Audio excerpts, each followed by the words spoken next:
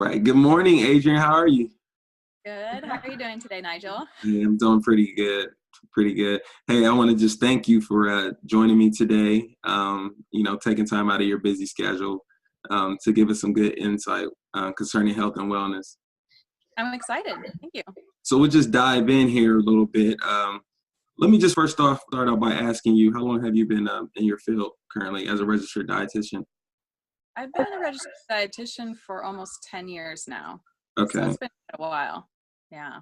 A lot of people struggle when it comes to emotional eating. So, what advice would you give someone who struggles with emotional eating? They're on a good pace and then they hit a brick wall and, they run into this. It's mainly exploring the why behind it. So a lot of my clients eat for reasons other than just fueling their bodies. There are only a couple that are like, food is fuel. That's all I need. I keep going. But most of us eat because we are bored, because we're procrastinating and we know we should be working on a project, but we're like, oh, let me just eat first. Yeah. Sometimes stress. Most of the time I see the stress is playing out in terms of certain foods that they eat, but sometimes stress can be so bad that people won't eat. Again, that's a little bit less of the problem. People reward themselves. So they're like, oh, I had a meeting with my boss and it didn't go very well, but I made it through the day. I'm going to eat some Haagen-Dazs now. A lot of people eat for comfort too. And there are certain foods that generally are comfort foods. So again, if there's a bad day or they're just feeling kind of down, food is easy to turn to rather than some of the lifestyle changes that could be done instead, or self-care activity. Okay. So in general, I like to explore with people what the foods are that they crave in certain situations. So if it's comfort, and for one person, it might be more like pastries, we explore, okay, well, where do you think this came from? And what do you think you might want to try to do instead of the pastry? Now, the self-care activities can take a while to put into play. It's not all the time that it's going to be easy to take a bath instead of opening the freezer door and grabbing Haagen-Dazs. But the more that they start becoming aware of what's driving that, and they start acknowledging like, okay, I did have a bad day. You know what? I'm still gonna eat the Haagen-Dazs. But maybe the next time, or the time after that, or the time after that, they're like, all right, you know what? Maybe I don't need the Haagen-Dazs. I know I'm stressed out. Maybe I'll just go take a walk. Maybe I will listen to some music. Maybe I will do one of my other self-care activities. That can be really helpful for people who are doing more emotional eating too. I always also suggest that people keep a food diary. And this is not for calories. This is more, I had this food, I felt this way, or I was feeling this way, I ate this food. It works both ways there. Yeah. Yeah. And that's really good. Some self-discovery and Really? chain of events. Mm-hmm. It's so important. Most of us don't know ourselves. And some of my clients have been like in their 60s or 70s. And they're like, oh, you know what? I just realized that I'm doing this when I feel this way. Uh-huh. That Yeah. takes a while. So for someone who, they go on an unhealthy binge, mentally it throws them into like a spiral. They're like, oh man, like they start beating themselves up. So, for someone who, they go on a binge, what motivational advice you give to them to say, hey, you got to keep going? Well, first of all, I have a couple of different ideas around that. My philosophy is more like 80-20-90-10 guidelines for eating. So what that means for me is that 80 or 90% of the time I'm eating good, home-cooked, organic, good for me foods. 10% of the time or 20% of the time, if there is a friend's birthday party and I decide that I want to eat the cheesecake, I'd rather eat that without guilt, fear, or shame. So it allows perfectionism not to take over, to where we make a mistake and then we're like, well, I messed up the whole weekend. I guess I'll just start again on Monday. But in the meantime, do all these other things that are not helping our health. Another case I had with one of my clients, he was a football player and he would do so well and like restrict himself Monday through Friday, but he would mentally plan his binge. She's like, Saturday, I'm going to go to Tim Hortons and then I'm going to get this thing and I'm going to go to Wendy's after that and I'm going to grab this thing and a Blizzard. And I was like, why don't we just work in treats throughout the week so that you don't feel so deprived? Because the whole point is not to go on a binge. If you can prevent the binge by having little treats, that can help you stay motivated and not feel like you've thrown everything out the window. Yeah, I like that approach. I really do. So when it comes to like, alternatives for someone who has a sweet too, such as myself, love cookies. What alternatives would you offer? Would you tell them to, look up a cookbook and learn how to make your own pastries, or what would you, recommend?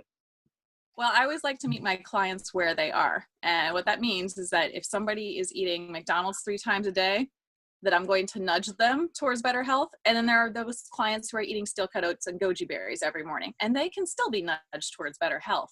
But if you meet people where they are, you can address and try to nudge them towards a better alternative. So let's just take somebody, let's say, eating a Blizzard. Mm-hmm. Well, I might suggest a smaller size of Blizzard, or one that has the least amount of sugar. If people like ice cream, I love ice cream, but I find like the organic, vegan, like coconut milk ones, so I can still have my ice cream without feeling deprived. The other option too, and this is generally a rule I have for myself that I share with my clients in case they want to try it too, is if you know that you are somewhat inherently lazy, as I am with cooking. I love food, but I do not want to be in the kitchen for 3 hours a day. When it comes to the treats, what I tell myself is, if you want to make the brownies, and in this case it'll be like black bean brownies because I'm trying to make them healthy. They're still delicious, but healthy.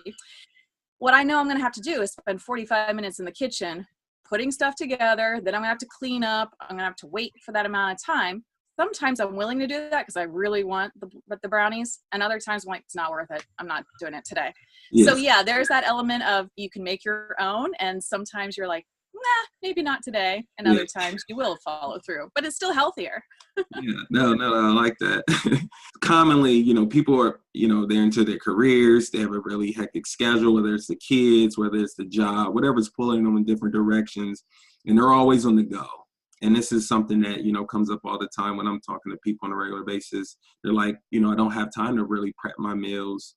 What type of advice, or we're meeting people where they are, what would you say to those type of people that, don't have the confidence in really planning out their day and eating on a schedule? Well, and some people don't like cooking either, whereas others actually enjoy it. So let's say that they're going out to run through McDonald's after the kids' soccer game. Mm-hmm. There are healthier choices you can make at McDonald's, or you can go to Wendy's and maybe get a baked potato and some grilled chicken. I think they have salads, maybe broccoli. I don't know. But those would be some healthier options. The crock pot and the blender are two of the best friends you can have in your kitchen, in my opinion, especially as the winter comes, which is right around the corner. The crock pot is basically your household servant. You throw a bunch of food in there, you go do your work, you come home, and then you don't have to think about, oh, what should I pick up from the grocery on the way home? Or, oh man, now I have to stand and chop a bunch of stuff and the kids need their homework done. It's just done for you. It's amazing. I love meal prepping. And in fact, I've seen even some good YouTube videos about how people can prep breakfast, lunch, and dinner for an entire week in about an hour, hour and a half. I've done the same thing when I'm really, really organized. So it's possible, but not everybody wants to do it. Other clients will hire a personal chef who can meet their gluten-free, anti-inflammatory, whatever diet needs that they have. It is a little bit more expensive, but if you have the disposable income and want to spend the money that way, you can still eat healthily without being in the kitchen all the time. Okay. Just freeze it if you need to for a later time. Yes, there are a lot of ideas around that. Sometimes people will even create like smoothies, and they'll just portion them out and throw them into the smoothie the day of. Or the same thing with the crock pot meals. They'll put the whole meal into a bag, throw it in the freezer, and then all they need to do the night before is put it in the crock pot.